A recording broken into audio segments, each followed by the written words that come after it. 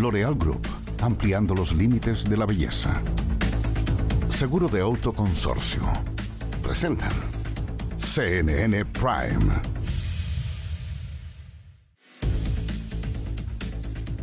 Hola, ¿cómo están? Bienvenidas, bienvenidos a CNN Prime. Toda la atención centrada evidentemente en lo político, en el debate presidencial.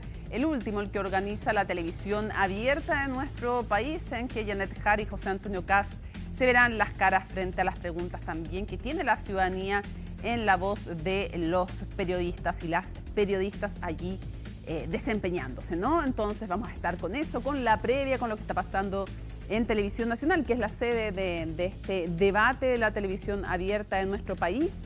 Pero comenzamos en una jornada en que hay otras noticias que ustedes tienen que conocer con estos titulares.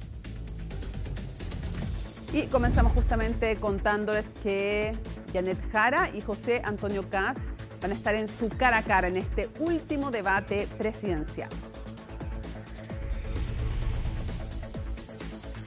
Y seguimos avanzando también para contarles que la comisión que investiga la acusación constitucional contra el juez de la Corte Suprema, Diego Cimpertegui, mañana va a votar esta acusación. La verdad es que se va a revisar, escuchar finalmente a los intervinientes sugeridos por el abogado defensor del magistrado. La timonel de la instancia, Maite Orsini, aseguró que el informe a favor o en contra del libelo podría llegar a la sala de la Cámara el jueves. Molestia generó entre los alcaldes la suspensión de la sesión de la mañana en la Cámara de Diputados y Diputadas, donde se iba a discutir el proyecto de seguridad municipal. El encuentro no se pudo realizar por falta de quórum. Horas más tarde, el presidente de la corporación citó una sesión especial donde finalmente se aprobó la iniciativa. El ministro de Seguridad Pública valoró el acuerdo transversal que concitó el proyecto. Y en temas internacionales, crece la incertidumbre por la asistencia de María Corina Machado a la ceremonia de premiación del Nobel de la Paz en Oslo. Hoy la conferencia oficial fue cancelada, mientras una fuente del Instituto Nobel confirmó que la decisión tiene que ver con las dificultades del viaje del activista desde Venezuela. Todo esto y mucho más, aquí comienza CNN Prime.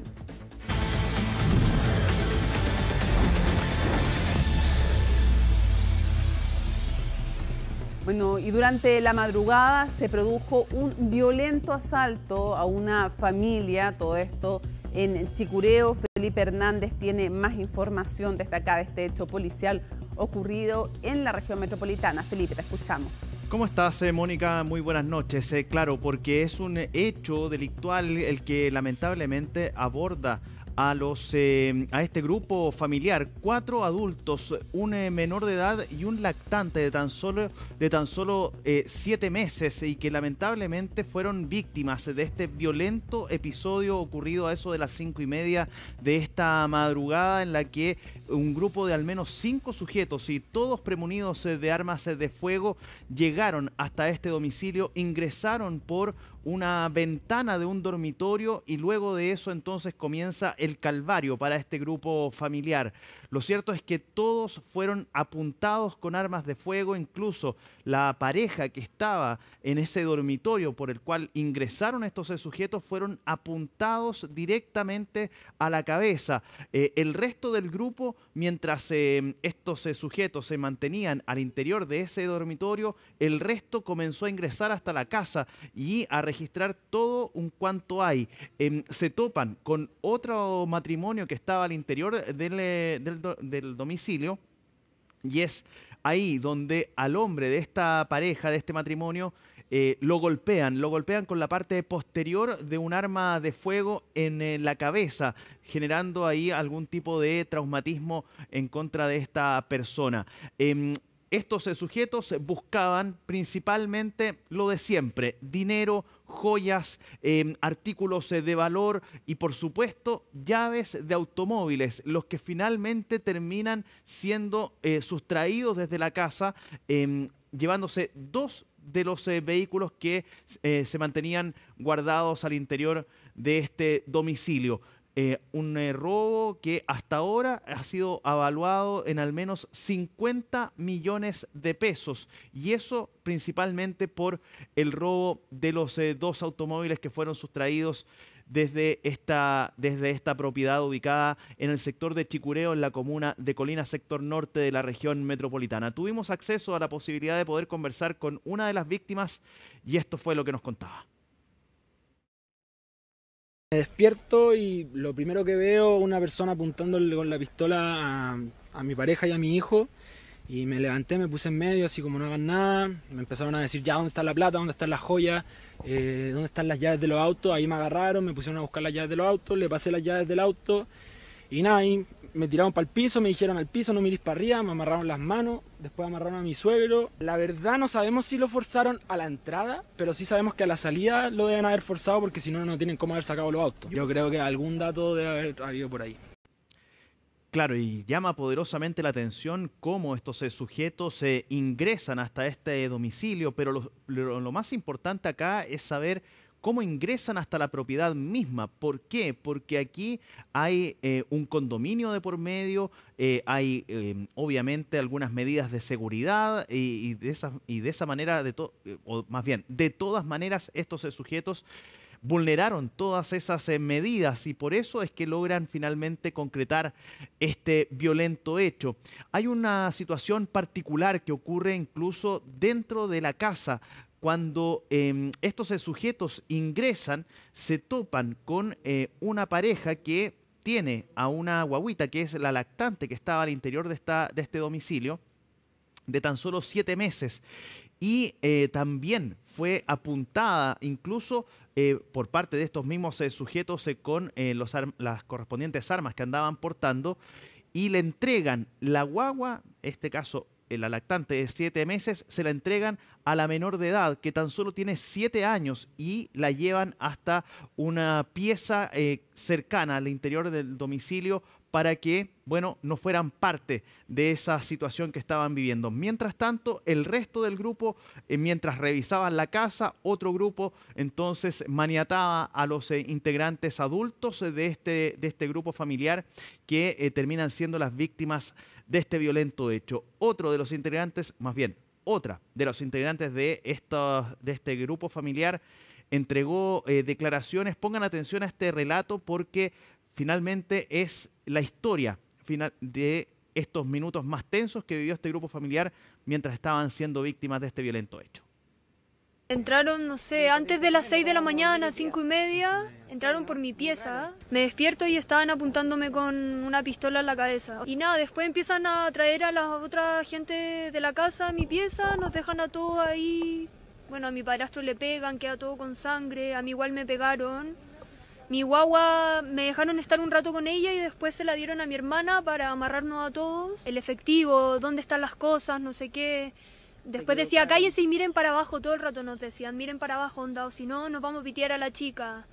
A él también la pistola la cargaron y se la pusieron en la pierna. O el contratista se equivocaron, todo el rato hablaban con alguien. Entonces, y justo 2 días antes habían matado a mi perro guardián, entonces todo muy raro.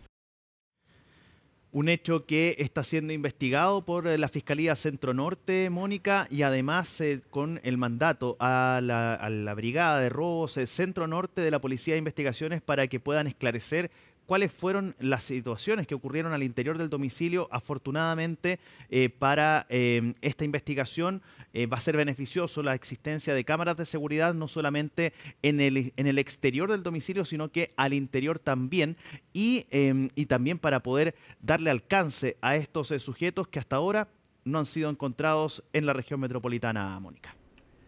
Perfecto, toda la información clarísima, tremenda, además la experiencia, efectivamente. En fin, el terror por tu familia, es decir, más que los bienes, por tu integridad física y sobre todo la de tu familia, es una situación además de vulnerabilidad muy, muy grande en la que quedan todos y ojalá se haga rápidamente justicia. Muchas gracias, Felipe. Que esté muy bien. Chao, chao. Chao. Bueno, y esta noche los candidatos a la moneda, Janet Jara y José Antonio Kast, se van a enfrentar por última vez en el debate organizado por Anatel de cara a la segunda vuelta presidencial de este domingo 14 de diciembre. Ivo Goich está en el lugar con toda la información mientras vemos la imagen de los directores ejecutivos o las máximas autoridades de los distintos canales. ¿Cómo estás, Ivo? Te escuchamos.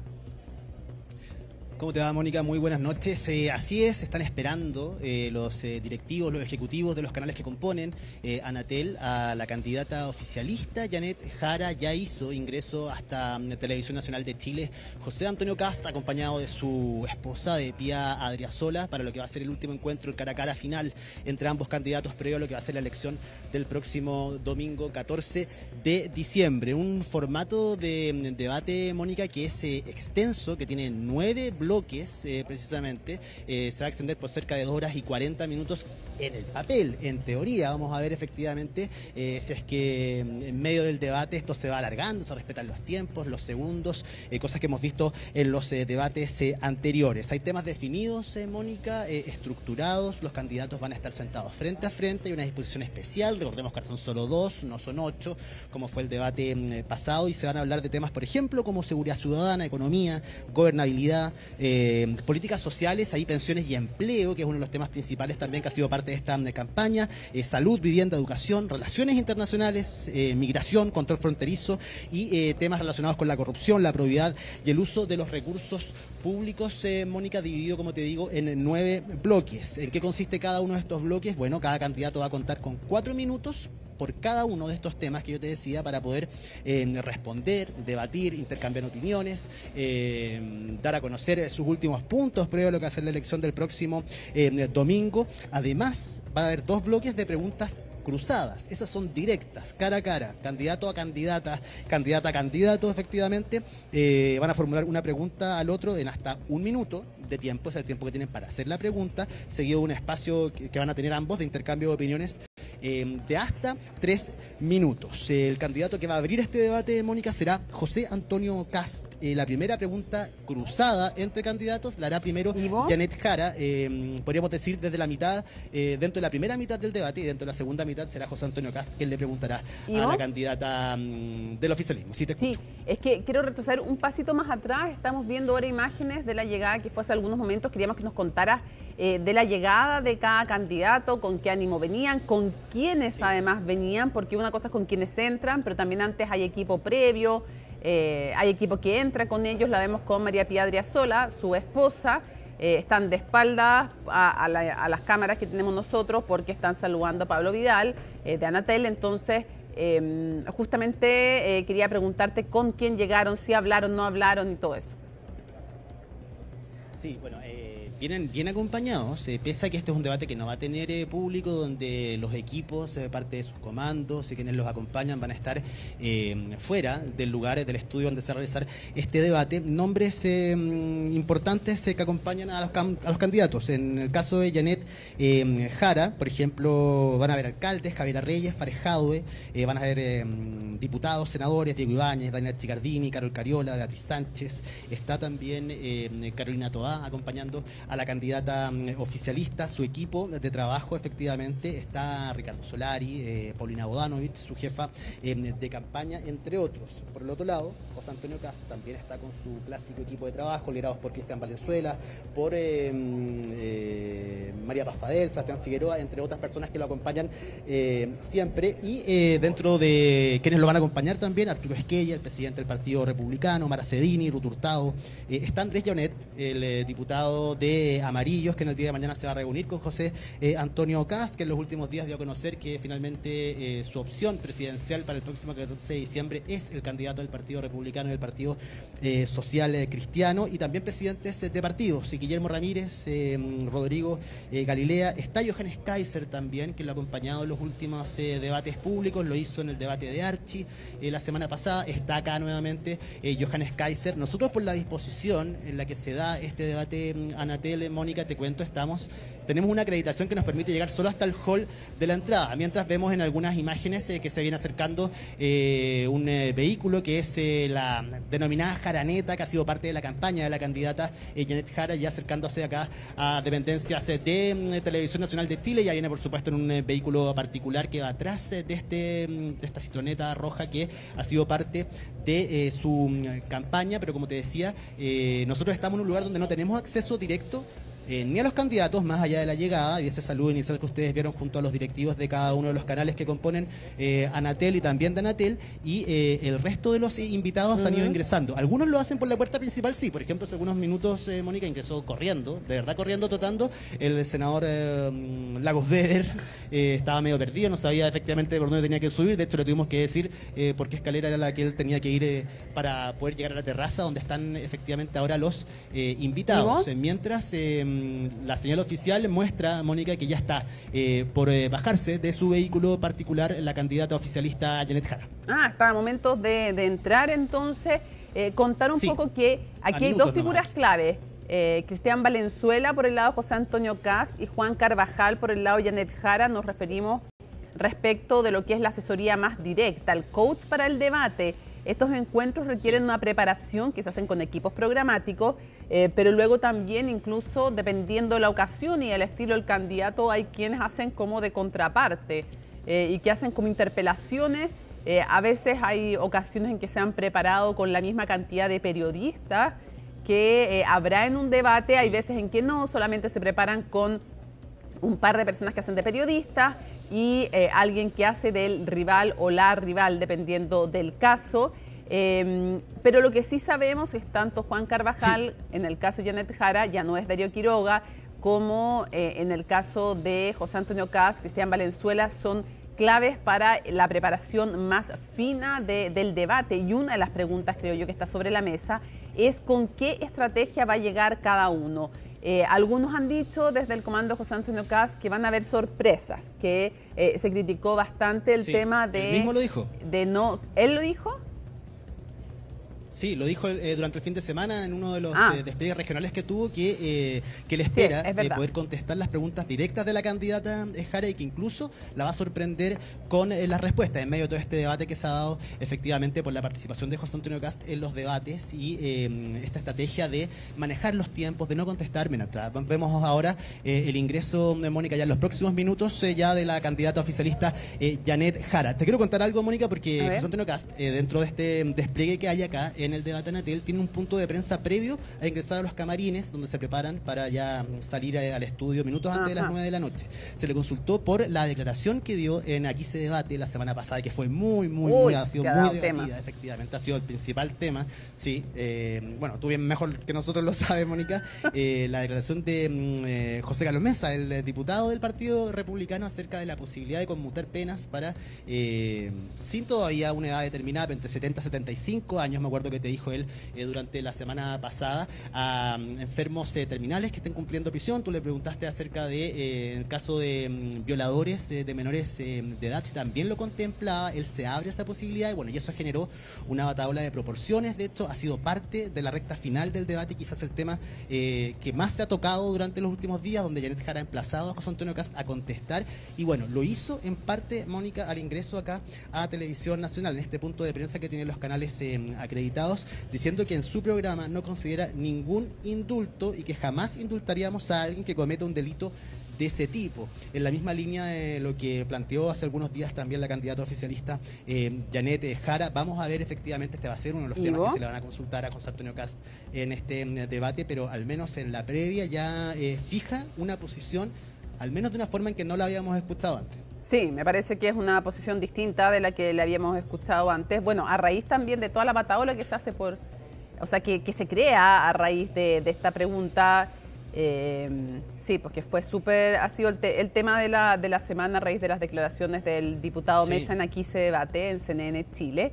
Pero nos parecía súper importante hacer ese punto. A todo esto estamos viendo la imagen principal que tenemos, es del lugar donde va a aparecer la candidata Jara, como apareció el candidato Kast, y es el pasillo en TVN que lleva a los distintos pisos del departamento de prensa. La sala de redacción está después de la entrada, a la izquierda, en el fondo se pasa por ese pasillo que ven al fondo y se llega a las instalaciones de prensa y después de la dirección ejecutiva también del canal, y después de largo van a seguir saludando a las autoridades que terminan dando al llamado patio de las comunicaciones en TVN. Lo que te iba a decir es que nos pareció en su momento súper relevante preguntar el tema, porque ya se había preguntado mucho de Krasnov. Sin embargo, y se había hablado de parte del candidato José Antonio Kast que había, y que hay de hecho, porque es efectivo, tiene la razón, hay un proyecto de ley en el Congreso, pero ese proyecto de ley no, él dijo, hay que ver qué sale de ahí. Bueno, ese proyecto de ley como está hasta ahora no distingue tipo de pena, sino que es normalmente como se hace, es una de las técnicas legislativas, es un indulto para, claro, que califica no el tipo de el tipo de delito, sino que edad, enfermedad terminal, etcétera.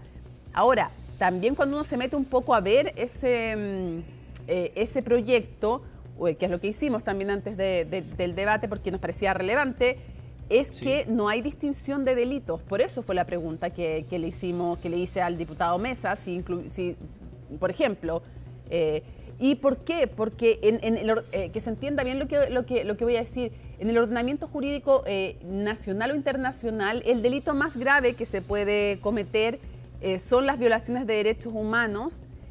¿Por qué? No porque no sea importante un niño, por supuesto que lo es, y mientras más vulnerable lo es, bueno, de hecho la violación de derechos humanos también puede ser con un niño, sino porque hay un agregado al delito en sí horroroso de violación, tortura, asesinato, desaparición forzosa, que es justamente mucho más si es sistemático y masivo, que es que sea un agente del Estado, que ocupe la fuerza del Estado para cometer ese delito, que si se comete en otras condiciones también es súper grave, es muy relevante, probablemente insoportable que se indulte para muchas personas, pero adquiere una gravedad mayor. Por eso nos parecía que si se estaba dispuesto a hacer un indulto para violadores de derechos humanos en ciertas condiciones, había que explorar también si en otros delitos, podríamos nombrar otros más, en ese momento nombramos violadores de niños, pero porque es muy chocante.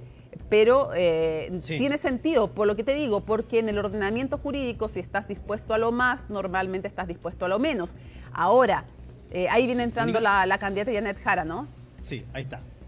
Ahí está, usted la ven en imágenes saludando a Pablo Vidal, el presidente de Anatel, la candidata oficialista, Janet Jara, acompañada por Paulina Bodanovich, por Camila Miranda también, su jefa programática, y también la jefa de campaña nombrada hace solo algunas semanas, Paulina Bodanovich, en esta recta final luego de la primera vuelta presidencial. Vemos a la candidata Janet Jara que está hablando ahí con Pablo Vidal antes de saludar a todos los directivos de los canales en lo que va a ser su último cara a cara con José Antonio Kast. Ahí se ve a la candidata haciendo el número de la papeleta, el número 2, efectivamente, saludando a las cámaras, a los periodistas que nos encontramos acá en Televisión Nacional. Vamos a ver si profundiza, Mónica, la estrategia que ha adoptado desde parte de su equipo de ser más confrontacional, efectivamente, de ir a enfrentar directamente a José Antonio Kast, a tratar de sacar respuestas que para su equipo, efectivamente, no han sido contestadas, y para ello este tema va a ser tema, te lo adelanto, evidentemente es obvio. Sí, no, de todas maneras. De hecho, ella ha hablado muchísimo acerca, efectivamente, de ese tema durante el fin de semana. Es que ese ha sido el gran tema, podríamos decir, Mónica, de la recta final, el tema de los indultos. Uno que no estaba, que estaba, como tú decías, podríamos decir, encapsulado solamente en violadores de los derechos humanos, enfocado en Punta Peuco, al anuncio que hizo el gobierno también de reformular esta cárcel de Punta Peuco. Pero se abrió efectivamente por el proyecto que existe en el Congreso, pero por la declaración y los alcances efectivos que podría tener una idea así, que ha sido criticada transversalmente. Ahora, ha generado un problema, un dolor de cabeza en la recta final para la candidatura de José Antonio Kast, donde han tenido que salir ahí a dar explicaciones, a tratar de bajar los ánimos, a explicar efectivamente a qué se refieren, y tenemos al candidato ahora diciendo esto que te contaba, de que no va a indultar a nadie durante su gobierno. Sí, ahora, ojo, que también uno puede en técnica legislativa excluir ciertos delitos de una condición general que no refiere a delitos, sino que a condiciones de enfermedad terminal y de cierta edad. El diputado Mesa decía que tienen que juntarse las dos cosas de su perspectiva, la edad y la enfermedad terminal. Pero ojo, porque ese proyecto que está en el Congreso, yo me revisé también, fíjate, Ivo, el informe de la Corte Suprema que hace sobre ese proyecto. Cuéntame, ¿nos iba a decir algo? No. Era solo decirte que ya ingresó entonces la candidata oficialista Janet Jara. Sí, no, te comentaba que revisando el informe que hace la Corte Suprema sobre ese proyecto, hay harto más que conversar, sobre todo de ese proyecto y de otros temas. Por ejemplo, critica la definición de enfermedad que se hace, porque habla de enfermedades crónicas, que no es lo mismo que enfermedades terminales. Entonces, parece que hay todavía harto que procesar en ese proyecto. Y lo otro que tú también, técnica legislativa, puedes excluir algunos delitos y algunos te van a decir, pero si los más graves están, porque uno menos grave no, y tú puedes decir, bueno, por ejemplo, cuando se cometa contra menores de edad, cualquier delito, entonces esos quedan fuera, por ejemplo, te estoy inventando. O podrías decir también, hay que acotar realmente cuándo es enfermedad terminal, en qué edad, en qué caso, y también en casos de violación de los derechos humanos. Sí. Otra de las preguntas podría ser, ¿y si se va a conceder alguna conmutación en el fondo, que no es eliminar la pena, sino conmutar la pena, que es otra técnica legislativa? ¿No será necesario pedir a cambio colaboración y reconocimiento del daño causado? Podría ser o no. En el fondo hay hartas cosas ahí todavía que conversar, creo. Sí. Y más allá del fondo, Mónica, también hay que fijarse en las formas, porque probablemente José Antonio Kast, desde la posición de eventualmente ser el próximo presidente, y Janet Jara, ante la eventualidad de ella ser la próxima presidenta de nuestro país, hablan de la atribución presidencial de indultar a ciertas personas, que claro, ambos saben que por una vía paralela está lo legislativo y lo que diga el Congreso. Es decir, vamos a ver los alcances también de la definición que hizo, por ejemplo, José Antonio Kast acá en la entrada de Anatel, también la que tiene la candidata Janet Jara, pero hay que entrar al fondo del proyecto y ver qué opinan ellos, como qué límites debería tener para ellos, más allá de lo que yo entiendo, se refieren a la atribución presidencial que tiene cada uno de ellos, claro, de poder indultar o no. Es que cuando tú hablas de un indulto general que pasa por el plano legislativo, en ese caso, en el fondo, tienes que ver qué bordes le vas a poner justamente a ese proyecto. Y que digo, está a la labor del Parlamento, sí, pero ni Janet Jara ni José Antonio Kast se pueden desentender en qué sentido, en que ellos son colegisladores eventualmente si llegan a la moneda. Y por lo tanto, pueden vetar una ley, o pueden hacer un veto supresivo o un veto aditivo, pueden agregar cosas o sacar cosas. Me parece que es un tema todavía abierto y que se ha explorado poco, pero me parece súper relevante. Bueno, eso por el lado de los indultos, evidentemente. Me parece que el tema económico, el tema del desempleo, es un tema que debiera estar, creo yo, presente de parte de las interpelaciones de Kast hacia Jara. El tema de la seguridad, creo yo que, por siendo una de las principales preocupaciones de la ciudadanía, me parece que también es algo que estoy pensando en los candidatos, más allá de lo que hagan los colegas periodistas. Sí. Estoy pensando en las estrategias, Ivo, de los candidatos. Obviamente que José Antonio Kast, que en las encuestas he visto como que mejor puede manejar ese tema, debiera llevar a la cancha de la seguridad y del desempleo a Janet Jara. Sí, de hecho lo ha hecho constantemente, vinculándola también como continuidad de este gobierno liderado por el presidente de la República, Gabriel Boric, y Janet Jara ha tratado de sacar a José Antonio Kast al pizarrón en temas que no ha hablado, como la agenda valórica, pero también a dar márgenes a ideas que se han dado según el equipo de ella y según la candidata de manera general, sin sustento muchas veces, y es la crítica que se le ha hecho al menos por parte de la candidatura de Janet Jara a José Antonio Kast, y el día de hoy, al menos en lo que ha dicho él, es que viene con respuestas para entregarle a Janet Jara ante preguntas precisas. Van a tener solamente una opción de pregunta directa entre cada uno de ellos, pero a lo largo de este debate, Mónica, como te decía, en los 8 bloques en general, van a poder interpelarse, van a poder hablar ambos de cada uno de estos temas. ¿Moverá la aguja o no? La clásica pregunta de los debates, a menos de una semana de la elección presidencial del día domingo. No lo sabemos, acá hay mucho en juego, más allá efectivamente de quien gane. Importa la forma, los números, lo que significa también para el proyecto político actual del Ejecutivo, el resultado del día domingo, sea cual sea efectivamente, cómo se rebaraja eso, y a partir del 15 es una etapa completamente nueva para ambos candidatos, independiente del resultado. Así que vamos a ver efectivamente, y la ciudadanía va a tener la posibilidad de ver el día de hoy al menos las últimas definiciones frontales entre los dos candidatos, explicándole al país sus propuestas de campaña, promesas que después tienen que ser cumplidas efectivamente, y la cual la ciudadanía las cobra efectivamente después, una vez comienzan los mandatos del 11 de marzo.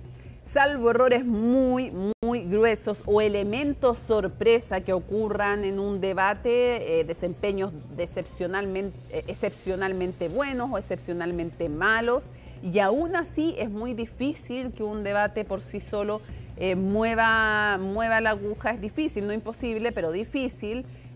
Normalmente a estas alturas la mayoría de la gente tiene decidido su voto en uno y en otro sentido, pero hay repercusiones también en movilizar a los propios. En el caso de José Antonio Kast, probablemente lograr que no sientan como carrera corrida esto y vayan a votar, porque el margen por el cual gane, si es que gana, es relevante. En el caso de Janet Jara, obviamente llegar en el fondo, si las encuestas, están en lo correcto, también lograr que no se desanimen y vayan a votar los propios, sí, es relevante. El margen por el cual se pierde también es importante. El margen por el cual se gana también es importante.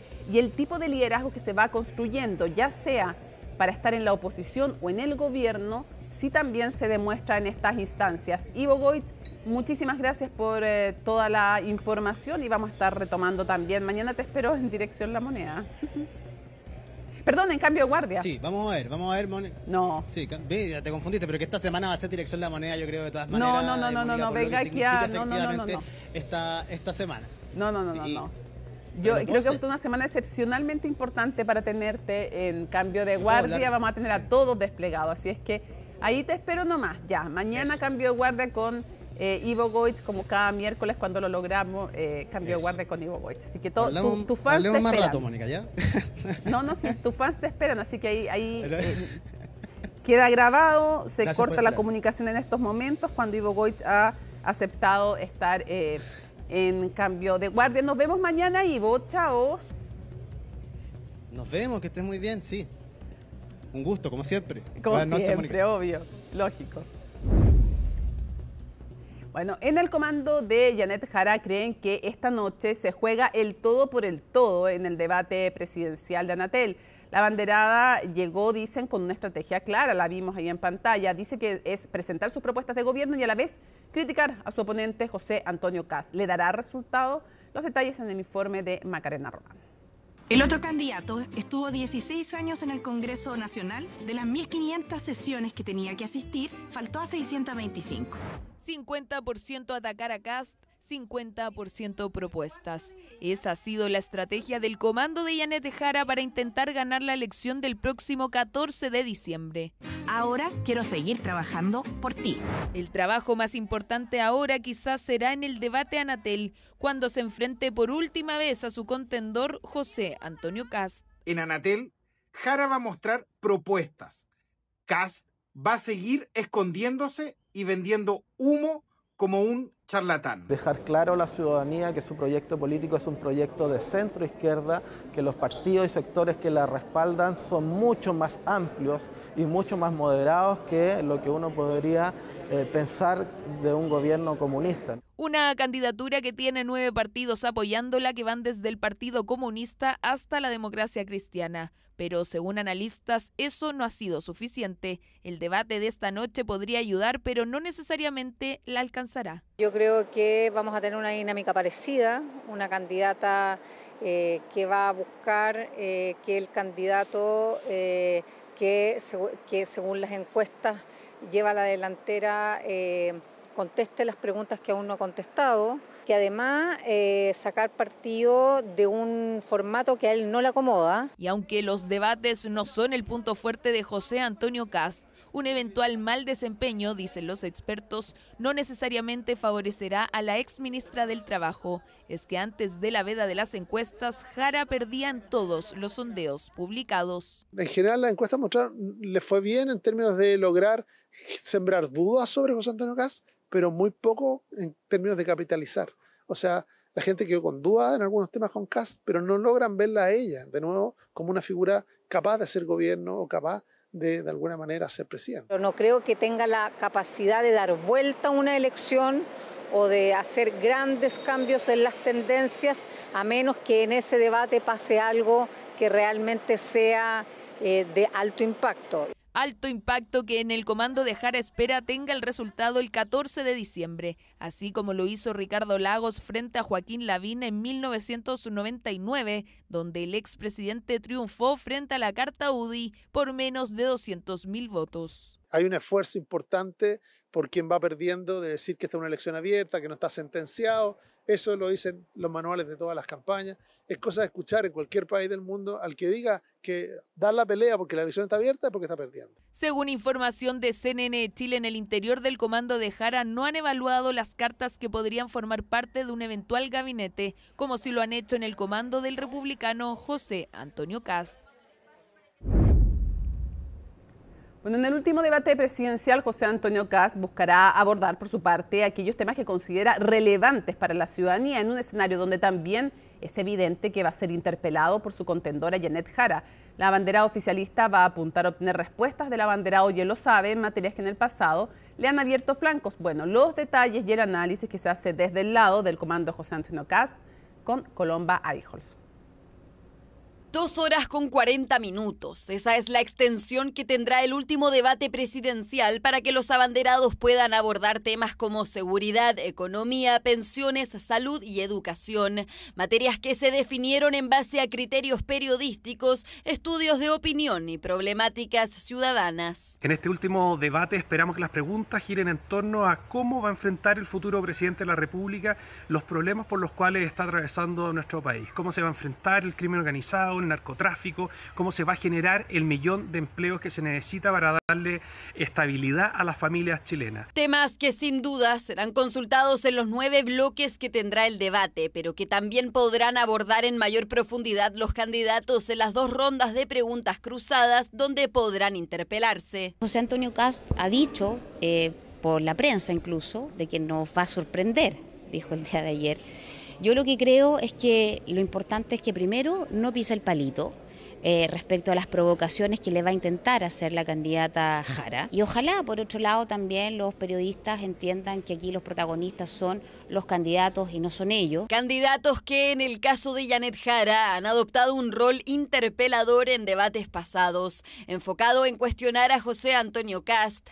A esto se suma el flanco que abrió el diputado del Partido Republicano, José Carlos Mesa, respecto de la posibilidad de indultar a mayores de 70 o 75 años con diagnósticos terminales, aun cuando hayan sido sentenciados por delitos de abuso sexual contra menores. Janet Jara agarró un estilo como de pichanga de barrio, que es patada, patada, patada, patada. Yo la llamaría a la candidata del oficialismo a jugar el mundial. El debate presidencial es para ideas. El comando de la candidata Jara ha sido una fuente, pero inagotable, de fake news estos últimos días, porque ellos creen que su estrategia de atacar, ¿Senador? Les va a traer créditos. Yo creo que no. Para hoy día en el debate es muy importante que José Antonio Kast pueda controlar y poder manejar y responder con claridad todas las materias que se le preguntan. Pero evitando caer en la estrategia de Jara, señalan voces del comando del Republicano, quien aseguró este fin de semana que si Janet Jara le hace alguna pregunta directa, la sorprenderá con la respuesta. Una tecla que aprieta Janet Jara es lo que se conoce como la tecla del riesgo moral, ¿cierto? O sea, aquí hay un candidato que no está diciendo lo que hará. Entonces, instala dudas sobre la gobernabilidad. José Antonio Kast, al tener cierta ventaja electoral que remarcan los sondeos y la última elección de primera vuelta, tiene espacio para rajar un poco más en este debate. Profundizar en sus propuestas de seguridad, crecimiento económico o creación de empleo puede ser una buena alternativa. Así como también responder con astucia algunas cuñas políticas de la candidata Janet Jara. Candidata que tras el último debate se preparará para cerrar su campaña este miércoles en la región metropolitana. Un despliegue que Kast, en cambio, optó por no realizar para concentrar a sus adherentes en un solo acto el jueves en la Araucanía, mientras que Jara hará algo similar en Coquimbo. Pausa y regresamos a CNN Prime. Esto es CNN Prime en la previa del debate presidencial.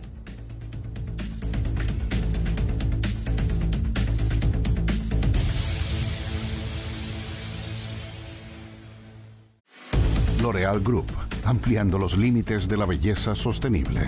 Está presentando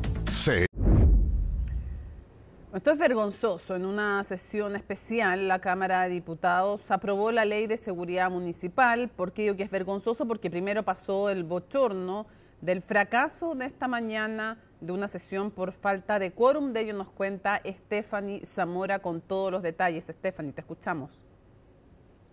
Hola Mónica, ¿cómo estás? Muy buenas noches. Y durante esta jornada nuevamente fracasó la sala de la Cámara de Diputados por segunda vez en menos de 2 meses. Recordemos que la última vez fue el 15 de octubre. Durante la jornada de hoy se esperaba que comenzara a las 10 de la mañana, sin embargo no hubo el quórum necesario, solamente habían 48 parlamentarios a la hora del inicio de la sala, por lo que el presidente de la Cámara esperó los 15 minutos respectivos y tuvo que dar por fracasada la sesión luego de que los parlamentarios no se presentaran entonces y no se pudiesen tratar los temas que estaban en tabla para esta jornada. Una situación que se repite y que molesta también, por supuesto, a los principales afectados en cuanto a la tabla que se iba a dar durante esta jornada, sobre todo por el tema de la ley de seguridad municipal que se iba a discutir durante la mañana. Para eso entonces se tuvo que esperar 4 horas para que pudiese ser nuevamente citada la sesión. A eso de las 2:15 de la tarde nuevamente entonces se daba inicio a la sesión luego de haber sido fracasada. En cuanto a los diputados que no estaban presentes a esa hora, ellos tienen que obviamente responder ante esta situación que finalmente los dejó ausentes de su trabajo acá en la Cámara de Diputados, los cuales incluso tienen una multa del 2% de la dieta parlamentaria. Pasemos a escuchar declaraciones entonces por parte del presidente y del secretario de la Cámara de Diputados. La verdad es que estamos bastante conformes porque lo que se consiguió fue la unanimidad de las personas para que se pudiera votar inmediatamente y todos los discursos fueron en más o menos la misma línea y con grandes votaciones se pudo construir este proyecto donde nos acompañaron muchos alcaldes de Arica Punta Arenas. Habían diputados que, por ejemplo, estaban haciéndose el test de pelo, que no se hace en el Senado, que se hace acá, se estaban haciendo para saber droga y esas personas no estuvieron presentes, podrían haber estado perfectamente. Había una comisión mixta también llamada por el Senado y no estuvieron presentes. Por lo tanto, lo que yo le doy la seguridad es que estamos trabajando en cambiar el reglamento para que de esa forma no afecten los quórum, las demás cosas que deben hacer cumpliendo su función los diputados. Tengo que esperar los 3 días antes de poder hacerle el oficio al presidente, por el presidente lo firma y se curta la multa como corresponde. Me dicen que hay una mixta, pero no sabemos, tengo que preguntar al Senado, porque además las mixtas, les quiero recordar que conforme al reglamento del Senado tienen que tener autorización de los 2 plenos y por lo menos la Secretaría no tiene conciencia de que esa mixta nos haya pedido autorización para sesionar pareos en la sala. No corren los pareos, no tienen ninguna implicancia, solo tengo un caso de una parlamentaria en la mañana que tuvo un accidente de tránsito que nos avisó temprano. Tienen hasta un plazo de 3 días entonces estos parlamentarios que faltaron a la sala para dar las excusas correspondientes, certificados médicos. Algunos se decía que podía ser incluso por temas de viaje, pero todo eso debiese haber estado organizado, sobre todo sabiendo que después de este fin de semana largo la sala comenzaría, es la jornada de este martes a las 10 de la mañana. Uno de los proyectos que le decía yo que tuvo más importancia, que se iba a tratar y que fue retomado a eso de las 2:15 de la tarde fue la ley de seguridad municipal, la que se hizo rápidamente en una sesión de tan solo 1 hora, donde se votaron entonces las propuestas que venían por parte del Senado ya en su tercer trámite de esta ley y que finalmente fue despachada durante esta jornada. Una situación que agradecieron, por supuesto, también los alcaldes de las comunas, sobre todo donde se ven los hechos de mayor violencia, porque esta ley le va a permitir a personal municipal tener otros implementos necesarios y te va a crear la figura de inspector o inspectora municipal y también van a tener entonces dinero por parte de la Secretaría de Prevención del Delito para estos implementos y se puedan entonces ejercer con mayor fuerza todo lo que es el tema del control policial y el control de obviamente de las personas que se encuentran vendiendo en la calle, el comercio ilegal y también las agresiones que se han visto por aparte de los funcionarios municipales. Pasemos a escuchar entonces declaraciones por parte del ministro Cordero, quien se refirió a esta ley que fue despachada. Si hay un resultado, un esfuerzo colectivo, es este proyecto de ley. Es un proyecto de ley que yo creo que refleja 3 cosas que son significativas para el país. La primera, que los acuerdos son esenciales para avanzar en temas fundamentales y esto ha sido fruto de un acuerdo transversal. Lo segundo, que me parece que es relevante, es que resuelve un conjunto de aspectos, no solo por el protagonismo que tienen los municipios en materia de seguridad, un asunto que en el país nosotros lo hemos discutido desde la década de los 90, sino que las necesidades públicas llevaron a de la informalidad a tener una mayor formalidad. Lo que hace este proyecto de ley es que regulariza y establece un conjunto de estándares para el funcionamiento de los municipios en materia de seguridad municipal. Pero además de eso, yo creo que este es el tercer aspecto, me parece que es clave, reconoce el rol de los inspectores y las inspectoras municipales. Una jornada que estuvo marcada entonces por este fracaso de la sala donde no llegaron los parlamentarios. Se espera obviamente que ya comiencen a dar las excusas correspondientes de por no haber asistido a una sesión de trabajo sumamente importante donde obviamente se ven los temas de ley, las propuestas de leyes, y que es un tema para el cual ellos deben asistir, obviamente, y se necesita el quórum correspondiente. Por ahora, en cuanto a la ley de seguridad municipal, ya fue despachada, se espera que obviamente ahí se publique en el diario oficial para que ya sea ley y quede completamente lista, entonces que las municipalidades tengan esta capacidad de poder resguardar la seguridad en las comunas y que los funcionarios municipales tengan también los implementos necesarios para poder defender a la ciudadanía, Mónica. Muchísimas gracias por toda la información.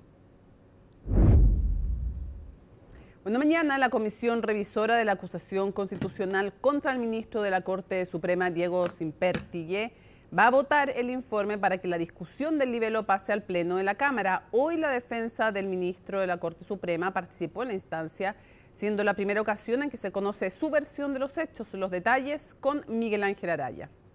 Está más que claro que estamos extraordinariamente tranquilos sabiendo que somos inocentes y que el ministro no tiene nada que ver. Gracias. Carente de hechos reales y con graves vicios de admisibilidad. Esas son algunas de las críticas esgrimidas por la defensa del ministro de la Corte Suprema, Diego Sempértigue, a la acusación constitucional tramitada en su contra.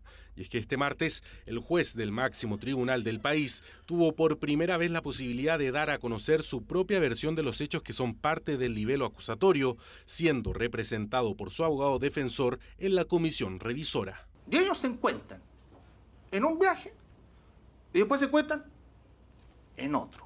Pero el viaje no se programó junto, no es conjunto y no es pagado, porque yo acompañé toda la documental que va a entender que el ministro Sempértigue gastó 5 millones y fracción en un viaje.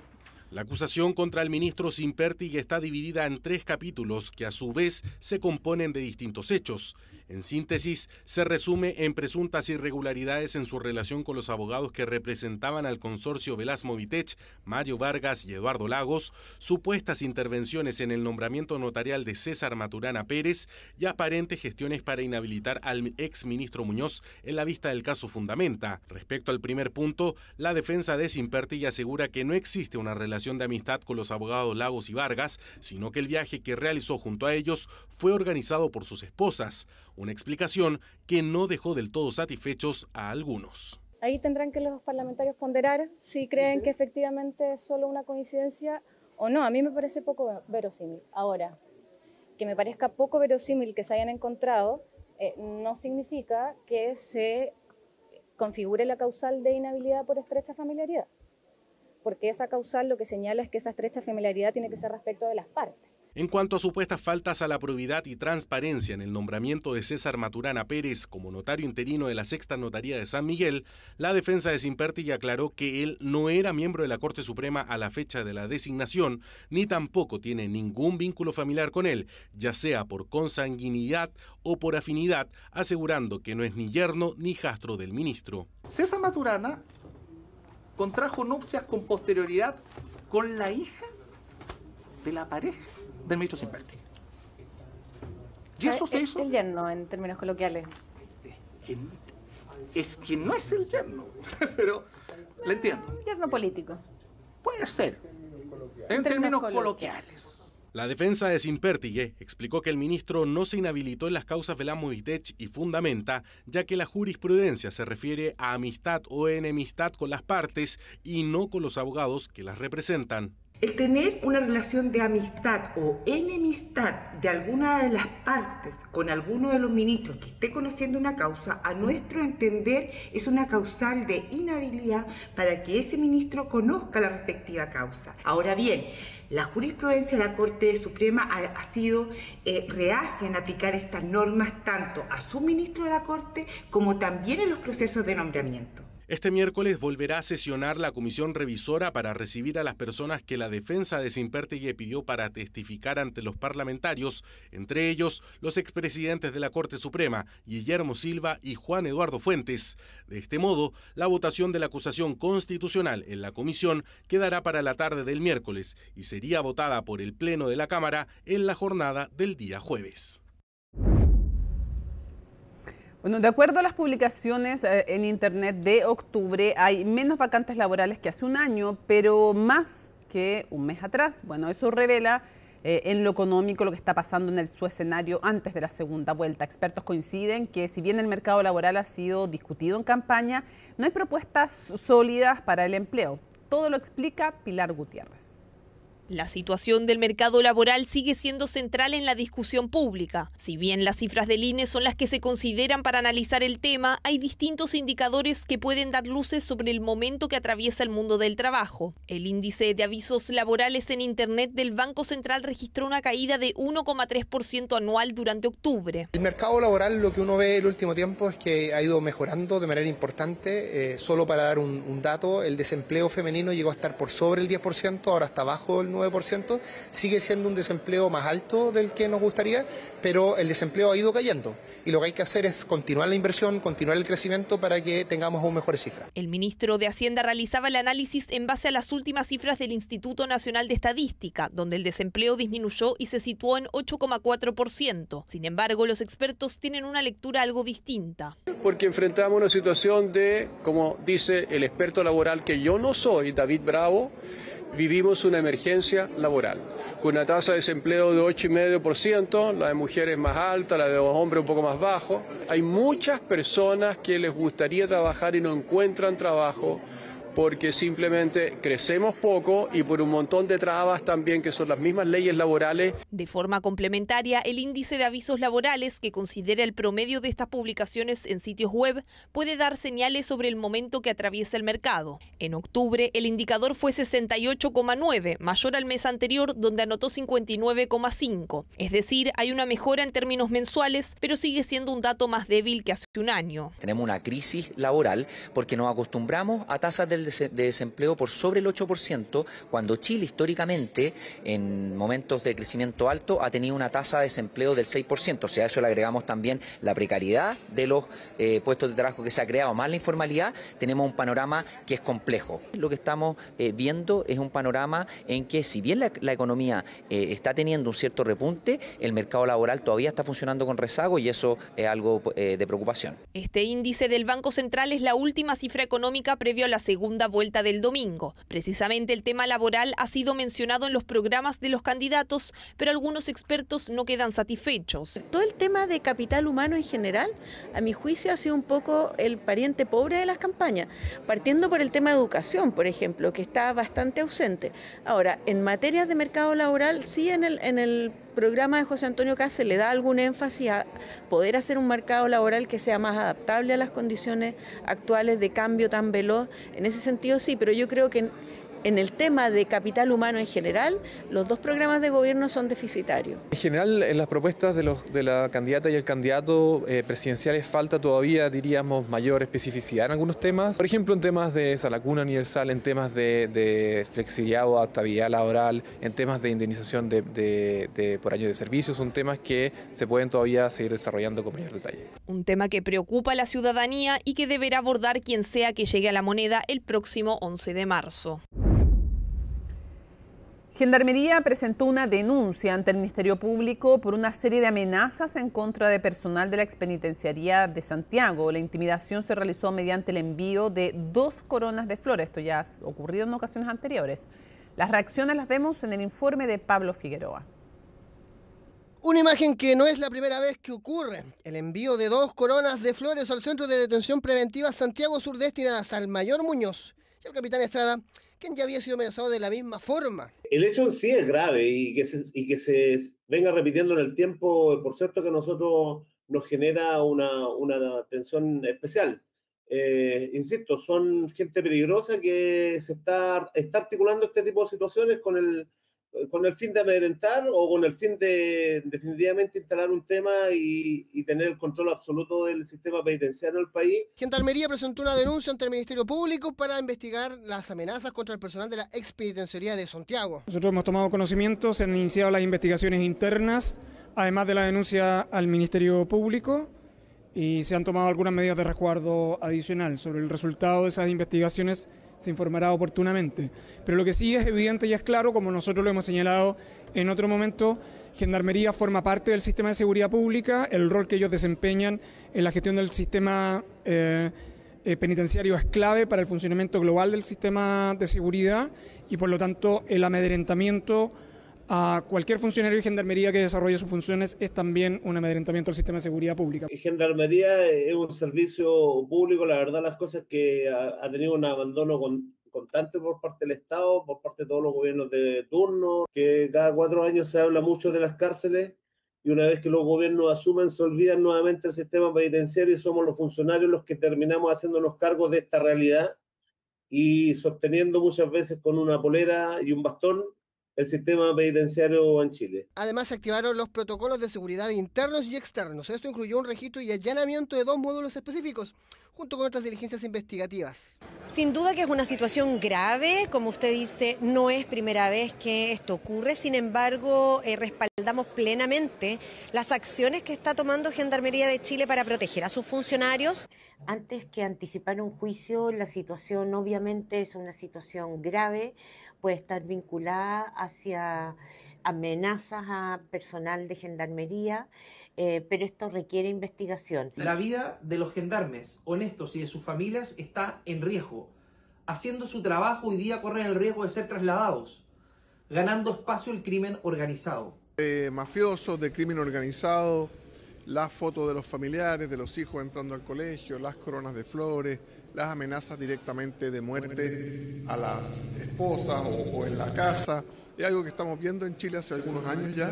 Una noticia que se suma a la conocida en las últimas semanas, donde el presupuesto de Gendarmería tuvo un aumento discreto del 0,8% en términos generales, pasando de aproximadamente 806 millones a 812. Ya es ley la normativa que va a autorizar a los talleres mecánicos a hacer la conversión de vehículos de combustión a eléctricos, un proceso que va a comenzar en 2026 y que considera algunos requisitos para las empresas que hagan esta modificación. ¿Qué autos podrán optar y cuánto va a ser su valor? Bueno, en el informe Natalia Muñoz nos cuenta. Lo clásico nunca pasa de moda y ahora este Volkswagen Escarabajo del año 84 tiene una nueva vida. Y aquí tenemos un Escarabajo transformado 100% eléctrico. Básicamente lo que se hace es que se saca todo el motor a combustión, todo lo que tenga que ver con el sistema de motor a combustión, sistema de combustible y de escape, ¿ya? Y se pone un motor eléctrico adaptado a la caja de cambio original. Adicionalmente tiene un controlador que podemos ver aquí y después podemos ver que donde estaba el estanque de combustible original del vehículo, tenemos parte del banco de batería. Vehículos que originalmente eran a combustible ahora son 100% eléctricos y cada vez los veremos más por nuestras calles. Desde 2026 comenzará a regir el nuevo reglamento que permitirá a talleres mecánicos hacer esta conversión, pero con requisitos claros. La ley lo que exige es que los talleres que estén interesados en hacer estas transformaciones de vehículos se homologuen, ¿verdad? Se acrediten ante el Ministerio de Transporte, tienen que cumplir una serie de normativas asociadas que den tranquilidad y seguridad de que los procesos que allí ocurran van a ser suficientemente seguros tanto para las personas que trabajan allí como para los usuarios de los futuros vehículos. Se exigirá capacitación del personal, certificación de los kits de conversión y validación con la normativa internacional. ¿Qué vehículos se podrán convertir y cuánto cuesta? La ley indica que cualquier vehículo motorizado se puede convertir de combustión a eléctrico. Lo que indica las tendencias internacionales es que los vehículos más antiguos, de los 80, 90, que tienen un nivel de electrónica un poquito más bajo, son los más fáciles de reconvertir y muy probablemente eso es lo que va a pasar en nuestro país. El kit está costando en torno a 5 millones de pesos, pero con toda seguridad se va a hacer mucho más competitivo. Esto depende del tipo de vehículo, el tipo de potencia, la autonomía que se está buscando en términos generales, pero los ahorros van a ser significativos. Un vehículo de 20.000 kilómetros de recorrido al año va a estar ahorrando en torno a 100 pesos por kilómetro, llegando a unos 2 millones de pesos anuales en ahorro. Si no se cumple el reglamento, habrán sanciones para los talleres y conductores ilegales, multas de hasta 20 UTM y revocación del permiso del taller por incumplimiento, y sanciones de hasta 3 UTM y retiro de circulación de los vehículos transformados de forma ilícita. Ya hemos avanzado mucho en el reglamento que es necesario para que la ley entre en operación, así que estamos muy optimistas de que el próximo año ya podamos empezar a ver algunos de estos vehículos empezando a circular por nuestro país. Así los nostálgicos y fanáticos de los modelos clásicos podrán volver a las pistas. Nosotros hemos transformado Escarabajo, Combi, BMW, Aston Mini, o sea, la verdad es que hemos hecho una gama bastante amplia de conversiones y kit. Y bueno, ahora con la normativa queremos seguir expandiendo. La autonomía depende del tamaño de banco de batería. En un Escarabajo nosotros estamos logrando una autonomía alrededor de unos 150 kilómetros, 180 kilómetros, dependiendo de cómo uno lo maneja. Como pueden ver, se mantiene todo original, ¿ya?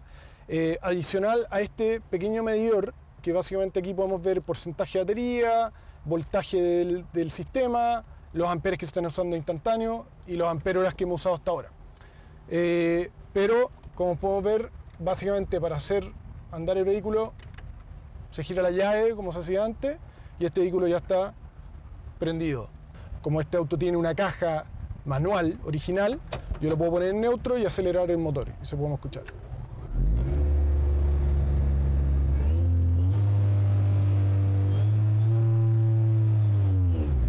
Sonido que escucharemos más seguido. De cara a la descarbonización, todos los vehículos de pasajeros que se vendan a partir del 2035 deberán ser eléctricos, por lo que la conversión ofrece una alternativa un poco más económica.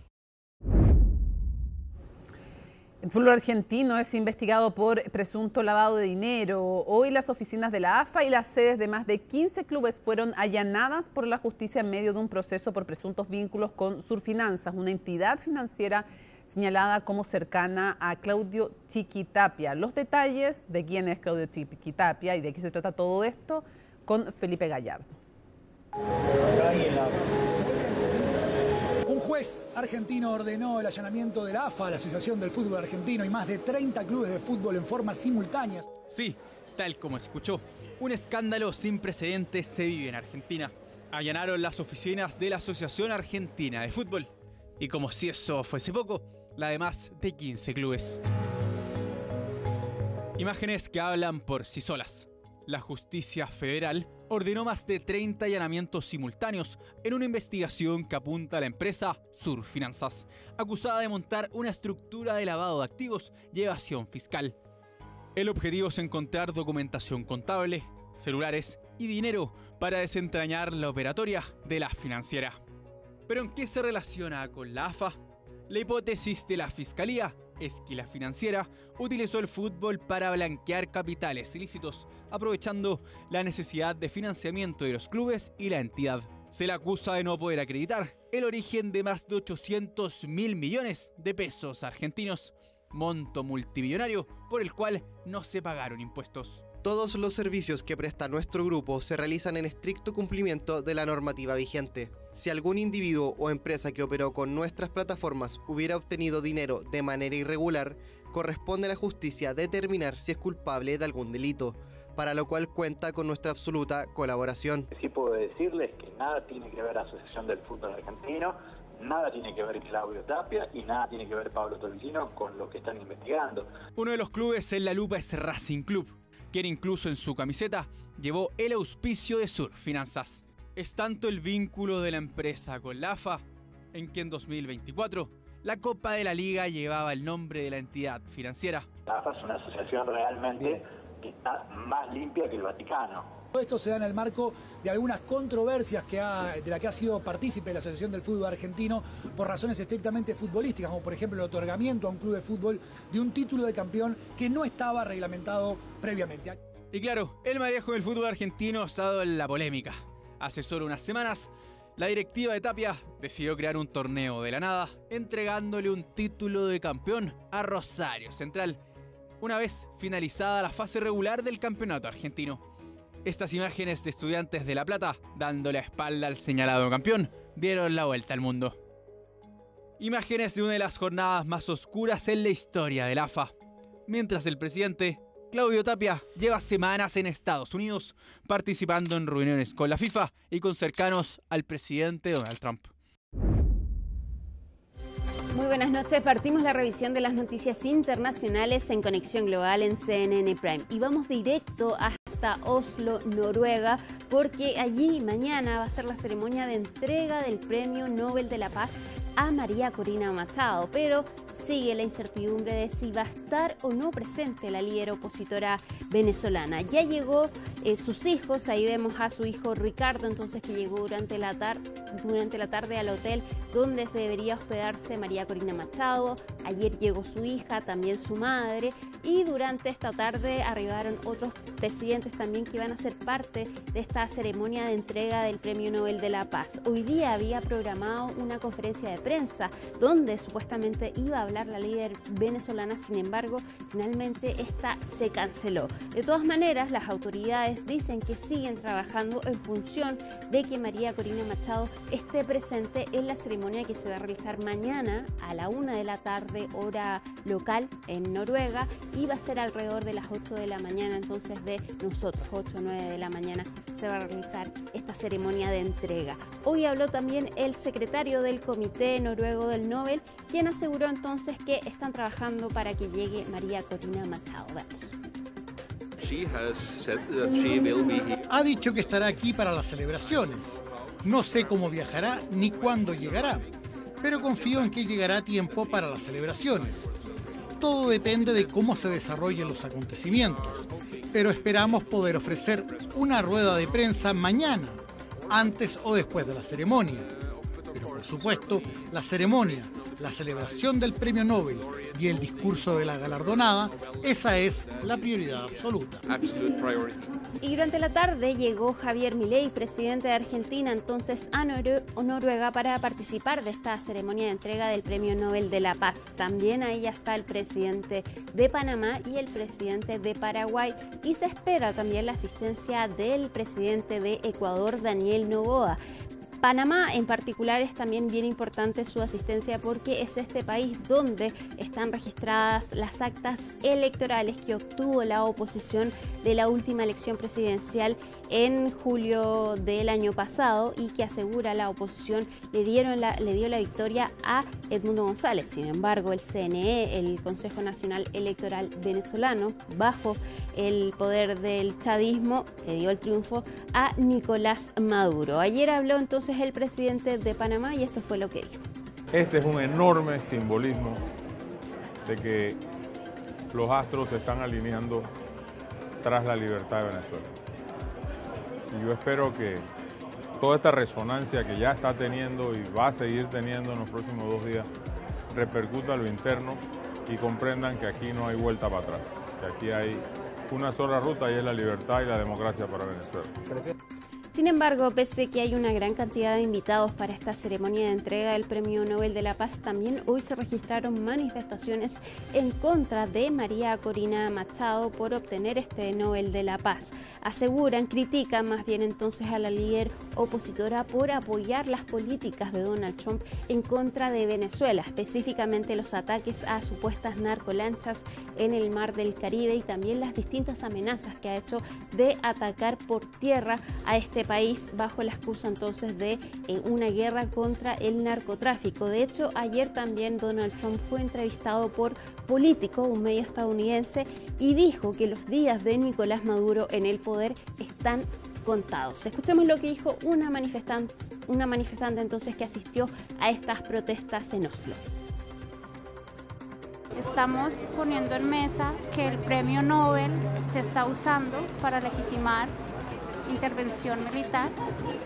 La ganadora del premio Nobel de este año no se ha distanciado contra las intervenciones, los ataques que estamos viendo en el Caribe, y estamos diciendo que eso rompe claramente con el testamento de Albert Nobel.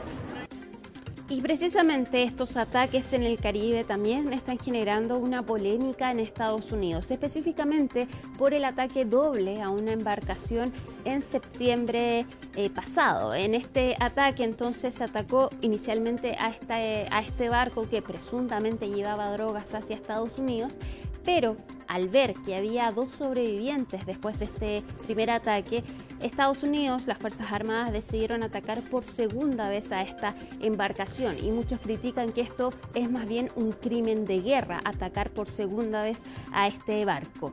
Es por esto que de distintos sectores estadounidenses, específicamente políticos del Partido Demócrata, han exigido que se revele el video completo de este ataque, no solo el ataque inicial, sino también el segundo ataque. Y si bien inicialmente Donald Trump dijo que iban a liberar cualquier tipo de información que tuvieran respecto de este ataque, hoy se complicó y se enojó con la periodista que le hizo una pregunta de cuándo iban a liberar este video. Veamos lo que pasó con Donald Trump.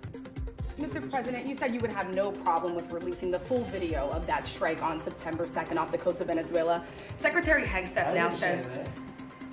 You said that. I didn't say that. This is ABC fake news. You said that you would have no problem releasing the full bit. Okay, well, Secretary Hegseth... No, whatever Hegseth wants to do is okay with me. He now says it's under review. Are you ordering the Secretary to release that full video? Whatever he decides is okay with me. Are you committing to releasing the full video? Didn't I just tell you that? You said that it was You're up the to most Secretary Hegseth. obnoxious reporter in the whole place. Let me just tell you, you are an obnoxious, a terrible reporter. And it's always the same thing with you. I told you, whatever Pete Hegseth wants to do is okay with me. Donald Trump dice que él nunca dijo que iban a publicar este video. Sin embargo, la semana pasada, ante la misma pregunta, esto fue lo que respondió. You released video of that first boat strike on September 2nd, but not the second video. Will you release video of that strike so that the American people can see for themselves what happened? I don't know what they have, but whatever they have, we'd certainly release, no problem. Nos vemos ahora a Honduras, donde sigue el conteo de votos y donde no hay un ganador después de las elecciones presidenciales de ya hace una semana atrás. Y hoy la presidenta de Honduras, Xiomara Castro, denunció una injerencia por parte de Estados Unidos y también habló de un golpe electoral.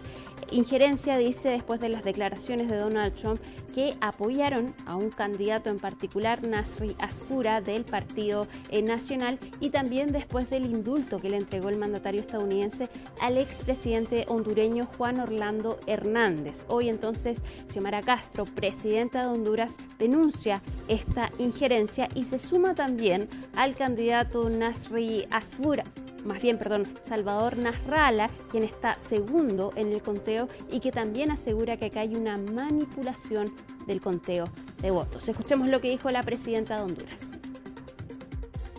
Pero vivimos un proceso marcado por amenazas, coacción, manipulación del PREP y adulteración de la voluntad popular. Estas acciones constituyen un golpe electoral en curso que vamos a denunciarlo en Naciones Unidas, la Unión Europea, CELAC, la OEA y otros organismos internacionales. Afirmo que estas elecciones, así como lo revelan los 26 audios presentados, están viciados de nulidad. Seguimos ahora en Japón, donde ayer hubo un terremoto 7.5, lo que generó una alerta de tsunami y hasta ahora ha dejado más de 30 heridos. ¿Cuáles fueron las imágenes que dejó este movimiento? Lo vemos en el informe de Maximiliano Araya.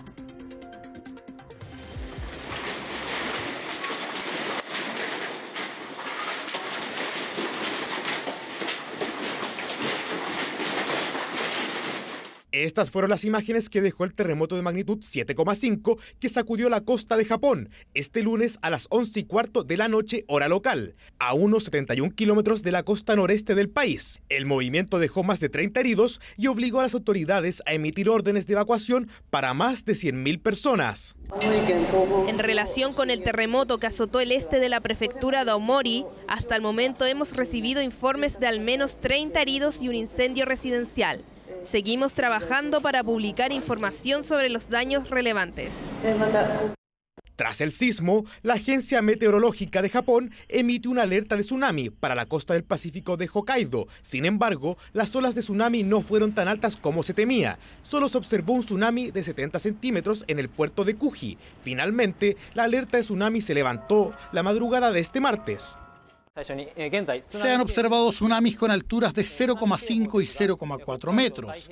Se registraron 0,7 metros en el puerto de Kuji, en la prefectura de Iwate, 0,4 metros en Urakawa, en Hokkaido, y 0,4 metros en el puerto de Mutsu Ogawara, en la prefectura de Aomori.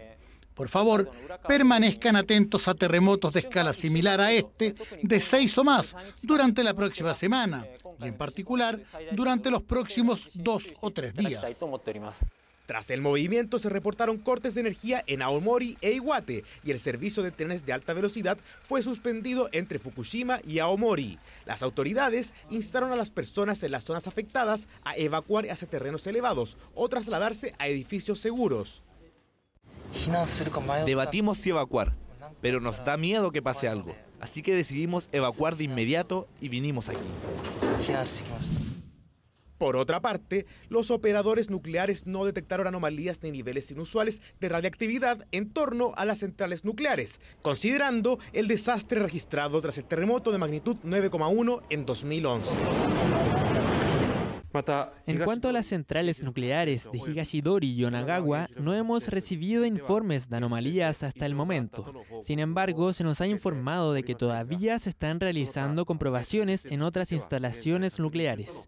Siguiendo las instrucciones de la primera ministra y bajo el principio de priorizar la vida humana, estamos haciendo todo lo posible para evaluar los daños e implementar medidas de respuesta ante desastres, incluyendo operaciones de rescate y socorro. Las autoridades también han advertido que un temblor más fuerte podría ocurrir en los próximos días, instando al público a permanecer en alerta máxima durante al menos una semana. La Agencia Meteorológica de Japón advirtió que existe la posibilidad de que ocurra un terremoto de gran escala, de magnitud 8 o mayor, pero estimó la probabilidad en un 1%.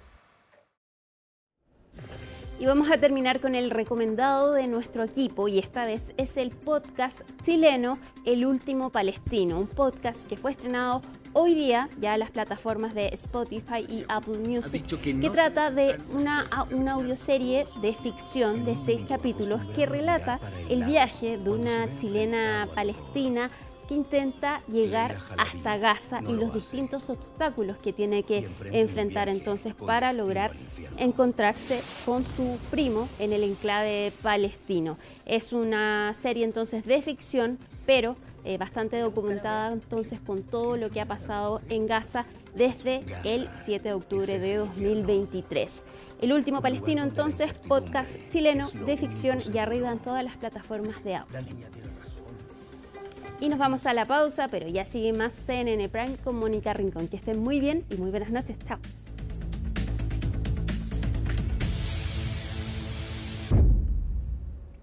El productor chileno Humberto Gatica ha participado en canciones de Celine Dion, Eros Ramazzotti e incluso Michael Jackson, ubicándose en las altas esferas de la música nacional e internacional. Toda esa experiencia lo trajo de vuelta al país para ser parte de la Feria Pulsar. Sandro Lavarría nos cuenta. Canciones como My Heart Will Go On de Celine Dion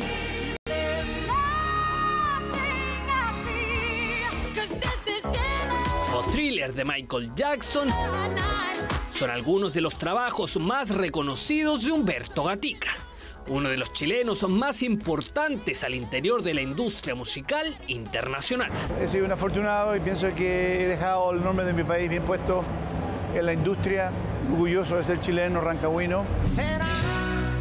El productor oriundo de Rancagua tiene un currículum excepcional, que incluye incluso al himno humanitario de 1985, We Are the World. Era tanta la necesidad de hacer tantas cosas en un día, con un grupo de grandes estrellas que venían ya bastante cansados. Cuando yo hice We Are the World, yo tenía 30 y tantos años, era otra persona, tenía otros... Pero el sueño de hacer las cosas bien, eso nunca ha cambiado. Es impresionante cuando te das cuenta que lo que escribió Michael Jackson con Lionel Richie es algo que hoy día es tan latente. El mensaje es tan latente.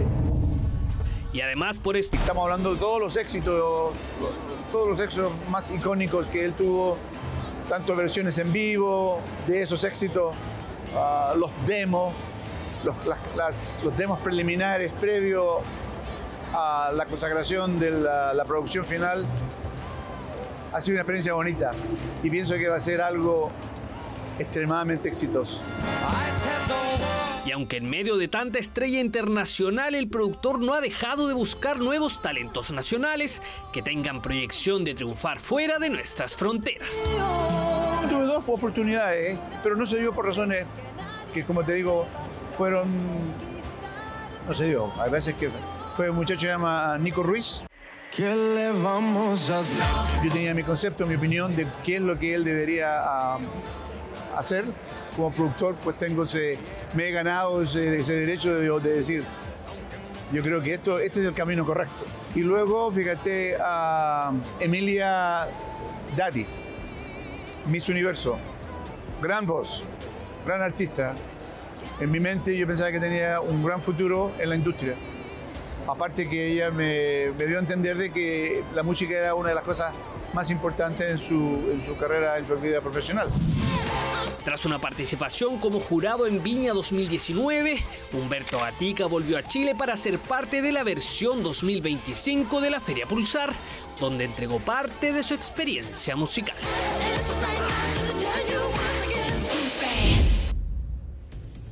Termina CNN Prime y los dejamos, por supuesto, luego con Paloma Ávila y Futuro 360.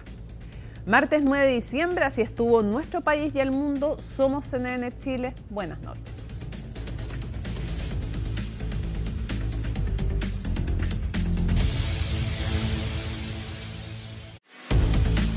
L'Oréal Group, ampliando los límites de la belleza sostenible. Seguro de Auto Consorcio. Presentaron CNN Prime.